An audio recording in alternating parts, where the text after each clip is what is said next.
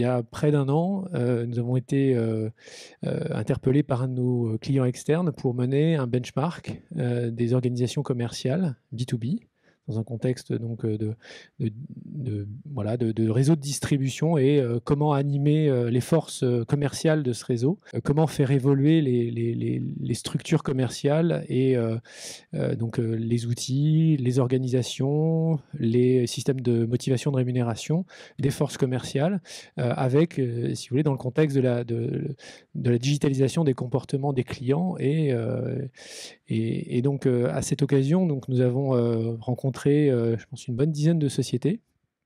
Et ce benchmark a finalement nous a permis d'établir à peu près une hiérarchie. On a vu la maturité, si vous voulez, de différentes organisations et celle de Xerox nous est apparue comme celle la plus intéressante à partager avec vous. J'ai la responsabilité en gros, de faire cette transition numérique de nos façons de vendre d'il y a quelques années qui sont plus du tout adaptées et d'essayer de comprendre qu'est-ce qui se passe.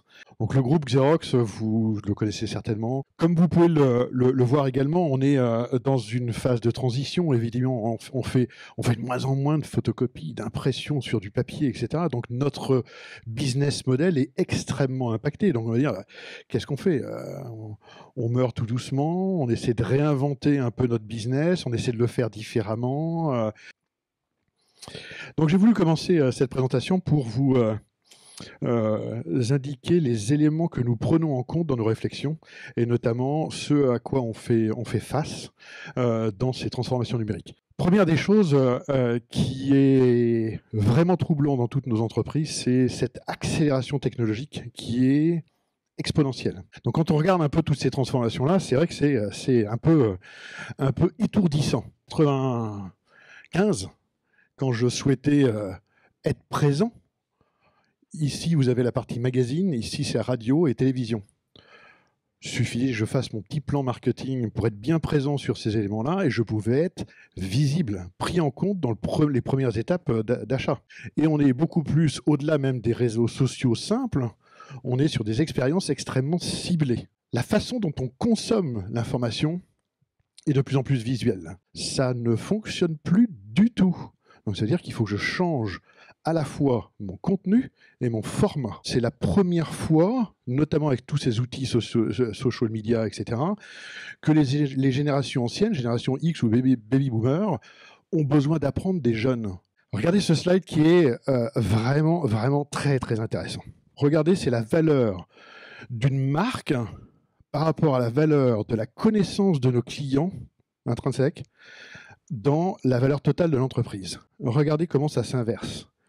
Ce qui a été un énorme déclencheur chez nous, ça a été l'étude qui a été faite par le Corporate Executive Board en 2013, qui a commencé à mapper les différentes étapes du cycle d'achat. Eh bien, on a une partie, évidemment, qui est ce qu'on appelle la self-educated de l'acheteur. Et l'acheteur, lui, il va aller un peu partout. Il va aller naviguer il va aller voir des événements, il va aller sur les médias sociaux, il va échanger avec ses collègues, etc. Et c'est ce qu'on fait tous quand on est en processus d'achat. L'autre gros point qui a été très, très déclencheur chez nous, on a vu, en fait, les processus d'achat de façon beaucoup plus consensuelle. Ça veut dire que plus de personnes prennent part à une décision d'achat. Et plus j'ai de personnes qui prennent part effectivement à une décision d'achat, moins j'ai de chances de gagner. Quand on a seulement 15% des acheteurs qui pensent que ils ont un meeting avec un vendeur qui a de la valeur, waouh! En organisation commerciale, c'est choquant quand même, c'est extrêmement choquant. Et la prédiction, c'est en 2020. Par exemple, aux États-Unis, plus d'1 million de postes de vendeurs vont disparaître parce que ce sont les vendeurs qui se situent dans les preneurs d'ordre. Le coût d'un vendeur dans cet environnement simple est trop cher. Ça, ce sont les dernières stats de Salesforce.com sur l'ensemble des différentes industries. Quand on voit qu'un vendeur passe 64% de son temps sur des tâches qui sont de non-vente, on a un vrai problème. Donc quand on prend toutes ces informations-là, eh bien, c'est ce qui nous a drivé chez nous pour essayer de voir comment on transforme tout ça. On a toujours ce dilemme entre B2B, B2C, ça n'existe plus. On est en B2P, business to person. L'expérience, elle est personnelle, qu'elle soit privée ou professionnelle, on est sur le même mode. Si nos forces de vente amènent l'information qui est disponible sur le web, elle ne sert à rien.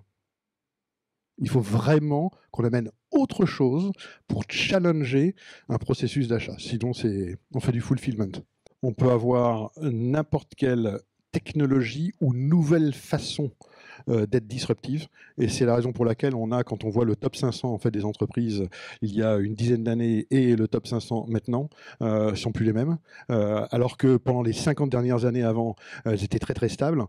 Personne n'est à l'abri. Par contre, je pense que si on est beaucoup plus proche de bien comprendre les dynamiques d'achat, de relations et d'adapter nos structures pour avoir de l'excellence opérationnelle dans ce delivery, mais en prenant en compte ces nouvelles technologies en support de quelque chose qui existe, je pense qu'on est plus fort. Je pense qu'on est plus fort.